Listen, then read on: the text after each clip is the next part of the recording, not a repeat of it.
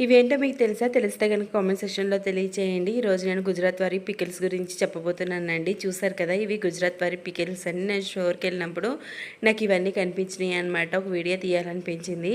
గుజరాతీ వారి పికిల్స్ మన పికిల్స్‌లా ఉండవండి. కారం ఉండదు. అలాగే ఆయిల్ కూడా కనిపించదండి. ఇవి చాలా డిఫరెంట్‌గా పెట్టుకుంటారు వాళ్ళ పికిల్స్ అన్నీ కూడా. టేస్ట్ కూడా అదో మాదిరిగా ఉంటాయి. చూసారు కదా! మిక్స్డ్ వెజిటబుల్ మన ఛానల్‌లో ఉంది. ఎవరైనా చూడకపోతే గనుక చూడండి. ఇది చూసారా ఎలా ఉందో? గ్రీన్ చిల్లీ పికిల్ అంటండి. గుండా పికిల్ ఇది చూసారు కదా! ఫస్ట్‌లో స్టార్టింగ్‌లో నేను చూపించాను కదా! కాయలు, ఆ కాయలతో పెట్టిన పికిల్ అనమాట. నేను ఫస్ట్ వెల్లుల్లిపాయలతో పెట్టిన పికిల్ అనుకున్నాను. ఇవేనండి అవి. కట్ చేసి చూస్తే లోపల చెర్రీ ఫ్రూట్‌లో ఉన్నది చూడండి. అలా గింజ ఉంది. పట్టుకుంటే ఎంత జిగురుగా ఉందో. ఇదిగో చూడండి, ఇది స్వీట్ పికిల్ అనమాట.